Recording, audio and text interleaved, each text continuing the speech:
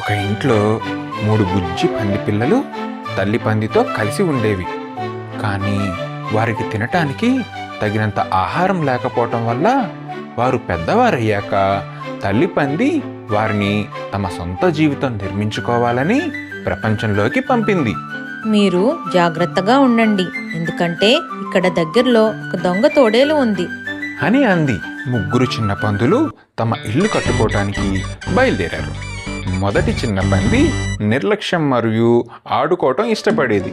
అది తన ఇంటిని పలుచటి గడ్డతో త్వరగా కట్టింది. తక్కువ సమయంలో పూర్తి చేసి నవ్వుతూ, ఇది చాలా సులభం, నా ఇల్లు చాలా అందంగా ఉంది, చాలా త్వరగా కట్టేసుకున్నాను, ఇప్పుడు నేను రోజంతా ఆడుకోవచ్చు అని అనుకుంది.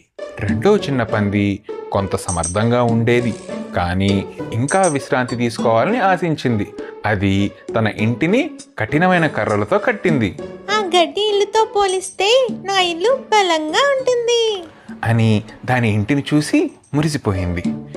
మూడో చిన్న పంది తెలివైనది మరియు కష్టపడే స్వభావం కలిగి ఉంది. అది తన ఇంటిని ఇటుకలతో కట్టాలని నిర్ణయించుకుంది. ఇది సమయం మరియు శ్రమ తీసుకుంటుంది, కానీ ఈ ఇల్లు బలంగా మరియు సురక్షితంగా ఉంటుంది. ఏ తోడేలు మా ఇంటిని ఏమీ చేయలేదు అనుకుంది. ఒకరోజు ఒక పెద్ద చెడ్డ తోడేలు చుట్టూ తిరుగుతూ వచ్చింది. అది మొదటి ఇంటిని చూసి తలుపు తట్టింది. చిన్న పంది, నన్ను లోపలికి అనుమతించు అని గర్జించింది. లేదు, నేను తెరవను, ఇక్కడి నుంచి వెళ్ళిపో, నువ్వు నా ఇంటిని ఏం చేయలేవు అని అంది.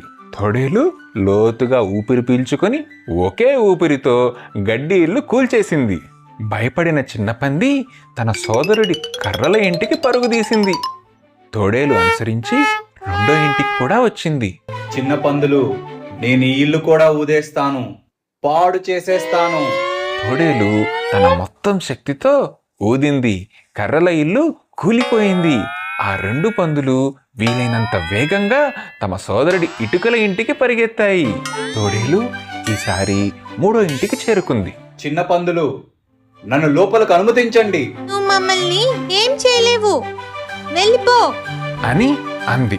తోడేలు ఊదింది, కానీ ఇటుకల ఇల్లు గట్టిగా నిలబడింది.